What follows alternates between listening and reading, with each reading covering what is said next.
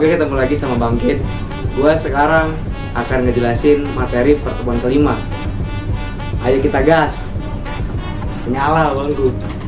Oke, ketemu lagi ya. Dalam pertemuan sekarang kita seperti biasa nge-review materi yang kita telah pelajari di pertemuan kemarin. Oke. Sekarang kita akan ngebahas tentang film dokumenter, eksplorasi film fiksi, realisme, klasisme hingga formalisme. Nah, sekarang kita akan menjelaskan tentang film dokumenter. Sebenarnya kita udah pernah menyinggung materi ini ya. Nah, sekarang kita jabarkan, apa sih film dokumenter itu? Film dokumenter itu ya adalah genre film non-fiksi yang menggunakan rekaman nyata dan menyusun kisah yang berdasarkan fakta gitu ya. Tujuannya apa sih? Nah, tujuannya adalah untuk mendidik, memberikan informasi dan menciptakan kesadaran terhadap apa ayo, isu-isu sosial, politik, budaya dan juga lingkungan kita dong.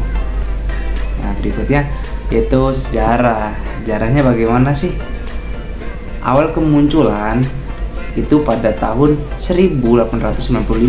Film dokumenter awal seperti Workers Living the Lumiere Factory lebih mendekati gitu ya, dokumentasi kehidupan sehari-hari. Nah, itu sejarahnya, sejarah film dokumenter. Berikutnya ada Robert Flaherty dan definisi dokumenter 1922. Film Nanook of the North karya Robert Flaherty dianggap sebagai pelopor film dokumenter. John Grierson kemudian memperkenalkan istilah dokumenter sebagai perlakuan kreatif terhadap realitas. Nah, berikutnya ada perkembangan di era 1930-an. Nah, di sini dokumenter digunakan sebagai media pendidikan dan juga propaganda, kawan-kawan. Berikutnya juga di era neo-surreal atau zaman-zaman propaganda dalam tahun 1930 sampai 1950-an gitu ya. Nah, film dokumenter ini menjadi alat propaganda penting selama Perang Dunia Kedua loh. Berikutnya juga perkembangan teknologi dokumenter modern gitu ya, pada tahun 1900-an sampai 2000-an gitu ya. Nah, perkembangan teknologi kamera memungkinkan gaya sinema virtual atau direct sinema yang menekankan pengamatan secara langsung.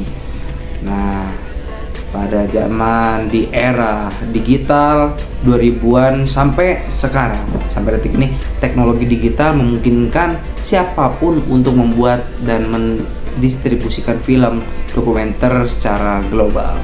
Seperti kita bisa melihat di TikTok, apa dimanapun, atau YouTube gitu ya.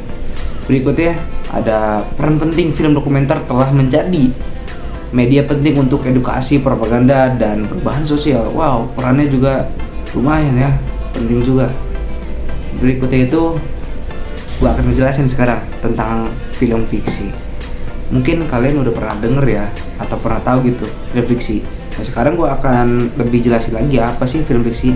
Nah, film fiksi adalah genre film yang mengisahkan cerita fiktif atau imajinatif. Cerita biasanya dibangun dari imajinasi dan kreativitas membuat film. Ciri-cirinya apa sih, kalian tahu nggak? Nah, ini ciri-cirinya nih. Cerita tidak terikat pada realitas, hanya bohong gitu tuh. Berikutnya, memiliki konsep adegan yang dirancang sejak awal.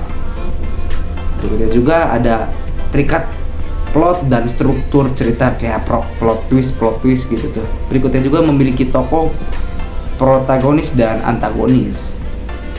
Yang selanjutnya ada adanya masalah dan juga konflik. Ya, seru gitu ya kawan-kawannya. Peka. Berikutnya memiliki pengembangan cerita yang jelas. Jenis-jenis di dalam film fiksi lagi, yaitu aksi atau action ya. Berikutnya juga ada fantasi ilmiah, science fiction, animasi, dan juga horor. Nah, itu jenis-jenis film fiksi ya.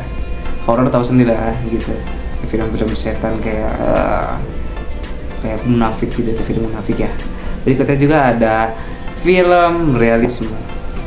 Nah, di sini gua akan jelasin apa sih film realisme itu. Nah, film realisme bertujuan untuk menampilkan kehidupan nyata dan situasi sehari-hari dengan cara yang otentik tanpa elemen drama gitu ya, atau manipulasi sinematik yang berlebihan. Tujuannya apa sih? Tujuannya itu memotret kehidupan sehari dengan jujur dan tanpa kebohongan. Wow. Jay.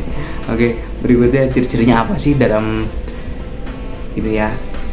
Ciri-cirinya itu lokasi, waktu, suasana, dan penokohan digambarkan sedekat mungkin dengan kenyataan. Gitu. Berikutnya juga dialog lebih natural dan dekat dengan kehidupan nyata loh guys ya.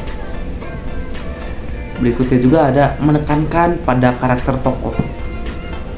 Nah, ada juga membangun hubungan emosional dengan penonton melalui kedekatan dengan kehidupan nyata seperti itu. Wih, ini gatal rambut, kuping ada apa ya? Oh, rambut guys. Sorry, gua cut ya.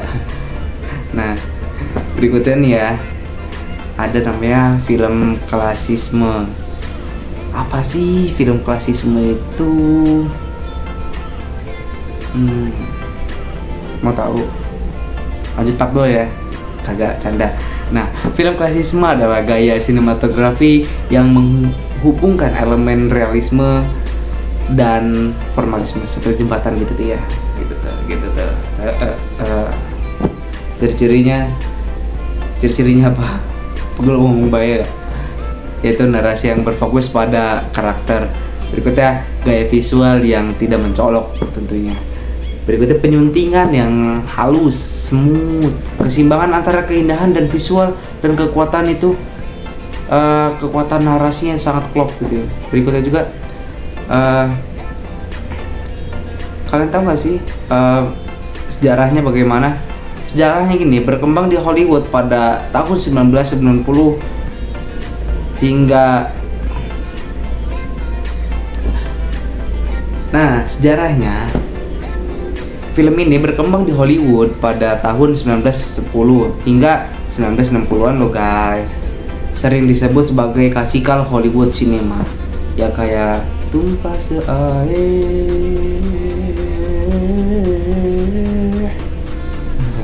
Berikutnya juga ada film formalisme. Pengertian film formalisme adalah pendekatan yang menekankan konstruksi dan komposisi artistik. Pernah ada yang nanya tuh ya pas di kelas, perbedaannya apa sih sama realisme? Soalnya sama aja gitu, kayak sama gitu. Nah, gue jelasin ini. Berbeda dengan realisme yang berusaha menampilkan realitas. Formalisme yaitu memanipulasi elemen-elemen film untuk membangun realitas baru. Nah, biar lebih paham lagi kalian, ciri-cirinya gue kasih tahu nih. Ciri-cirinya itu penggunaan sudut kamera yang dinamis, pencahayaan yang dramatis, dan juga ada set yang mencolok gitu. Berikutnya juga ada gaya visual yang kaya, gak pelit untuk efek-efek gitu ya. Tujuannya apa sih? Tujuannya itu menyampaikan ekspresi kreatif dan ide-ide kompleks melalui gaya visual yang unik, seperti CGI yang dipakai untuk Avenger itu. Gue kerasa ya, udah gue jelasin semuanya gitu ya. Dari sini kita ambil sarinya aja ya, kesimpulannya itu film itu luas gitu ya. Setiap genre dan pendekatan memiliki keunikan dan pesonanya kawan-kawan gitu. Ya, sejauh ini banyak materi-materi yang sudah saya berikan dan saya sudah tampilkan di YouTube channel saya. Silahkan subscribe dan share video ini dan juga like ya, untuk mensupport saya untuk lebih semangat untuk memberikan materi kepada kalian. Mungkin sekian dari saya, sampai ketemu di pertemuan berikutnya. See you.